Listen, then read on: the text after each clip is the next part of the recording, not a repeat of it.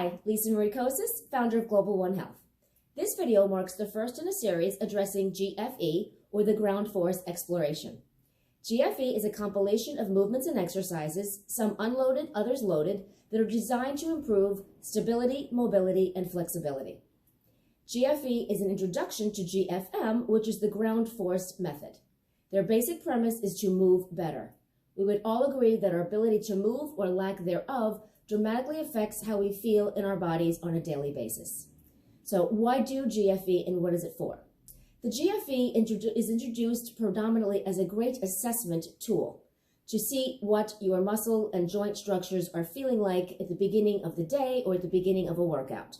As you'll notice, the first exercise in the series, which is the ankle series, starts out very gentle ankle mobility, right? So our feet are a connection to the ground, so we don't have a good mobile, stable structure, and our connection to the ground is not strong. That'll affect our stability, even just perhaps in walking and in simple gait, right? So it starts probably from the ground up, hence the name ground force method, but you'll see that the movements start out very gentle, just addressing joint mobility in the ankles and working the way up the extremities, all the way up to the shoulders and spine. So the first exercise in the series is the ankle series, as I mentioned. So just from a quick side view, right, we always want to be thinking, right, about posture and our whole body positioning, even though we're addressing the ankles as the initial focus, right, we still want to be thinking about how we're sitting. So we're in a seated position, ideally right up on our sit bones, with our hands placed gently behind us. Now, the arms, we're not leaning back on the arms are not holding us up, right? We don't want to be leaning into the shoulder joints. They're simply there just for a little bit of support, but ideally, the muscles of your core and trunk are engaged to help hold you up and support the postural positioning, right? So you want to be using these muscles to sit up as tall as you can, but the arms are simply behind you, just providing a little bit of gentle support.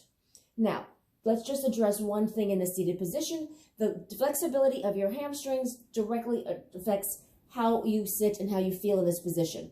Now, if you have enough flexibility in the hamstrings to sit up straight in a neutral spine and have the legs extended straight, that's great. Many people cannot do that. If there's a limitation in the hamstrings, then the legs, it's okay to have them a little bit bent, but you don't want to straighten them if it forces you into a slouched position or a rounded flexed spine position. You don't want to do this feeling like you're rounded over. That kind of defeats part of the purpose here, right? It's to, yes, get the ankle joints moving, but you're thinking about the ankle joints as much as you're thinking about the energy coming up the legs and through the trunk and spine. Yes, so you want to just have that nice long position in the front, and again, the knees as straight as you can get them. So facing the camera so you can see the actual movements in the ankle series. So you want to begin with your feet about a foot or so apart. Right? If your legs are too close together, as you'll see in a moment, you will kind of get in your own way and won't be able to do part of the series. So you're sitting up nice and tall. You're thinking about engaging your pelvic floor, energy up. The abdominal wall is slightly engaged, and the leg muscles are also slightly engaged. They're not just totally relaxed. You're gently pressing and reaching your legs away from your hips. So it starts out with basic sagittal plane movement, dorsiflexion and plantar flexion of the ankle joint. So from a side view, I start out pointed and then I go flex. So dorsiflexion is a bending of the front of the ankle. I'm extending the energy out through the base of my heel, and I'm pulling my instep back towards my shin, which will create a little bit of activation in that interior lower leg. And then as I plantar flex, I want to engage my calf muscles, the muscles in the back side of my lower leg. And I don't just want to kind of just move the ankle. I want to reach through all the toes, right? So all 10 toes are going to be extending out, reaching away from my hip joints. So I just do several in each position. For now, you're going to dorsiflex and plantar flex. From there, you move to the next plane of movement, which is the frontal plane. So begin from a dorsiflex position. You want to invert your feet inward, toes angling towards each other, and then you evert, which is the opposite direction, right? Moving away. So that is the next movement, inversion, eversion. Now, one very important point, you are trying to mobilize the ankle joints specifically, as it is the quote ankle series, so you don't want your legs to be rolling in and out. If that is happening, now you're moving from the hip joint and you are not specifically targeting or getting the benefit of getting the actual mobility in the ankle joint structure. So again, keep the leg muscles engaged, use your kneecaps as a gauge, keep them facing upwards to the ceiling so that you are mindful that you are really keeping your movement limited to the ankle joint itself. Now you combine those two movements into ankle circles, which is the third part of the ankle series. So you invert, you pass through plantar flexion, eversion, and dorsiflexion. I'll just do a few in each. Again, being mindful that there is no movement in the hip joint structures whatsoever, no rolling in and out of the legs. Just do a couple more. Yep. And then you would reverse the direction of your circle. So you're trying to get maximum range of motion in the ankle joints, waking up this entire structure. And if you're doing it at the beginning of your day, just before you go to work, just so that you can have those ankle joints and hip joints moving before you go about your day, or as an assessment before the beginning of a workout to see, okay, which muscles are feeling a little bit stiffer that might need a little bit more attention before I get into my more advanced movements, what joint is feeling not as mobile, maybe one feels more mobile than the other. So GFE is a great assessment tool to be done pre-workout, but also as a warm-up or just by itself, just for some passive joint mobility and some, as you'll see later on in the series, a little bit more loading of the movement. So that is actually the first exercise in the series, and that is the ankle series. So we're going to progress now to the next exercise series, and there are 3 parts to what we call hip circles in GFE. So we've warmed up the ankle joints. Now we're traveling up the leg to address knee and hip mobility as well. So we're working again from the ground up.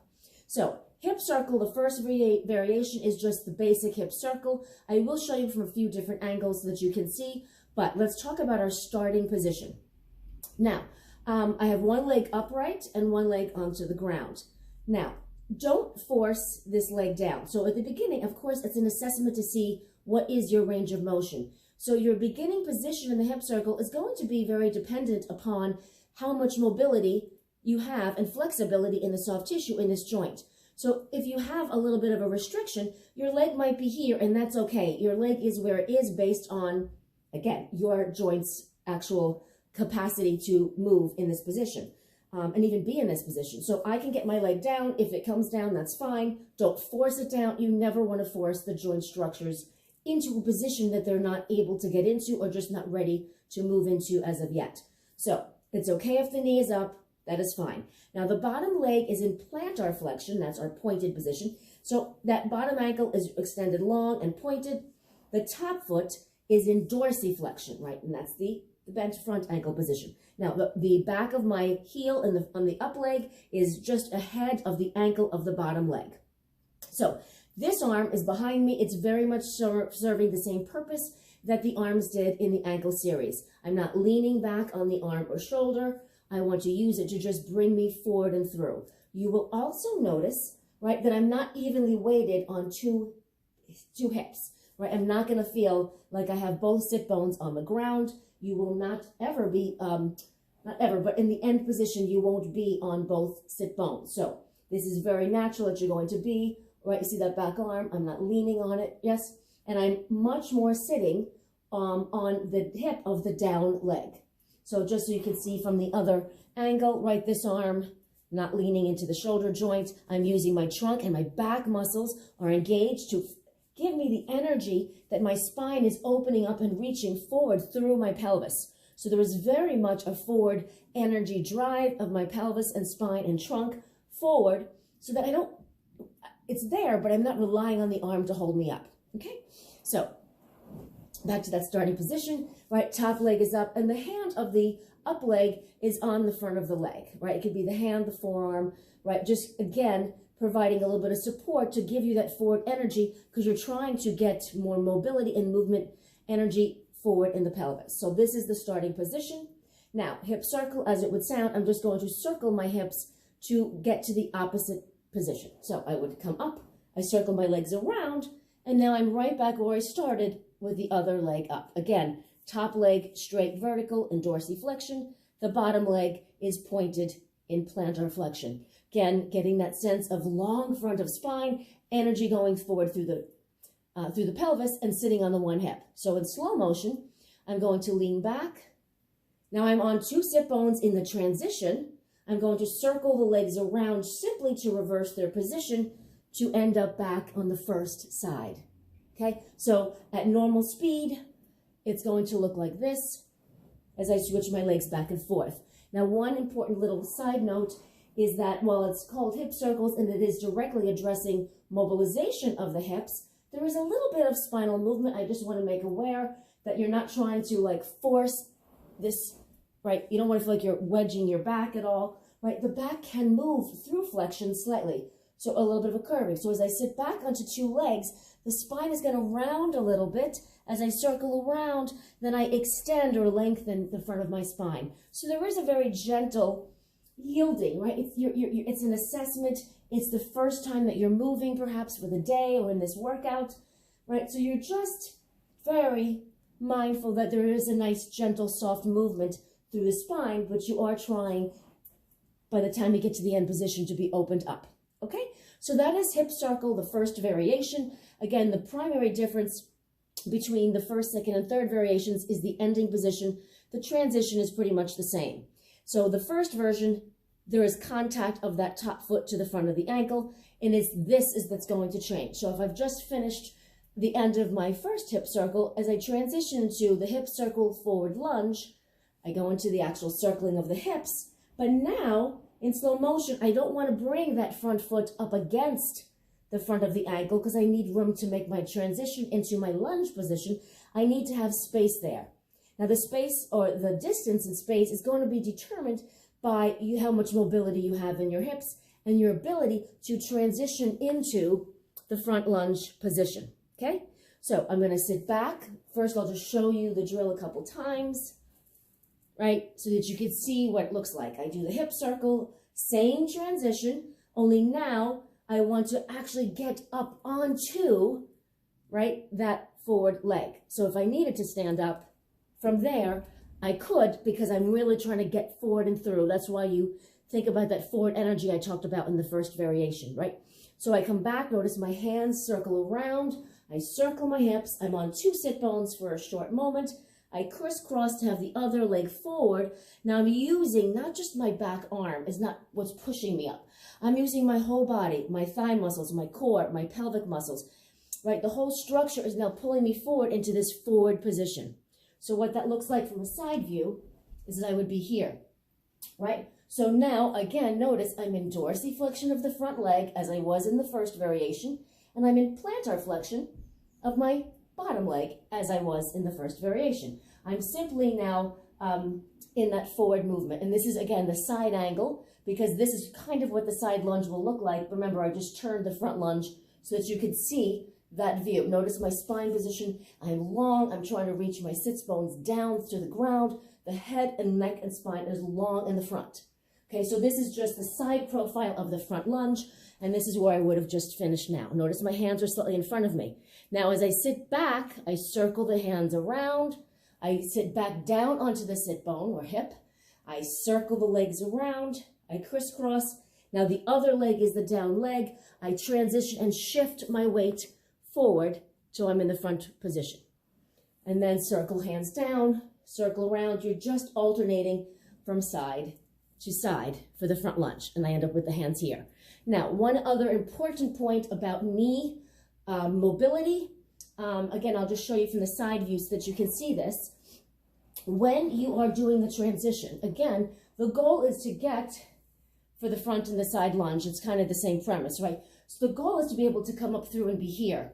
However, if you don't have enough flexibility in the tissue of the quads and how they wrap through the front of the knee, you don't want to force this position down. Yes, it's nice to be able to get the butt on the heel. If you cannot, then you can be up here, which is why having those arms in front of you to provide support is okay. You, again, don't want to force that down if the knee structure is just not capable of getting that deep into your hip hinge and your knee flexion, right? Hip flexion and knee flexion. So don't force the position. It is okay to be up if that's what your joints require or what your limitations might be. Absolutely fine. Listen to that.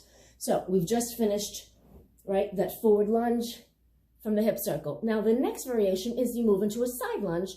So again, same thing, hand circles back, exactly the same. They're all hip circles. I circle around, but now I actually am facing sideways, whether I need to be up or down, but I am now getting my spine to actually turn and change direction, right? So I do the hip circle, I'm on 2 sit bones, I circle around, and now I'm forward and up and facing in that position.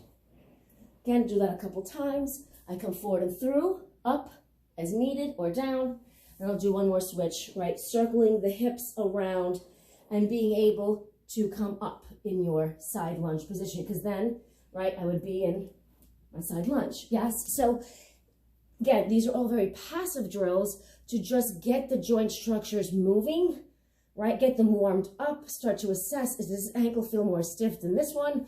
Does this hamstring feel more tight than the other? So again, it's all there designed to be a very gentle movement prep. So can you do the GF series on a daily basis? Absolutely. Again, warm up, recovery by itself, great assessment. So that is the beginning exercises in the GFE series, ankle and all of the hip circle series, and there are several more that will follow. So give those a try and see, but very good joint mobility prep drills before more loaded movements like squats and deadlifts and such. So that is it for the beginning of the series.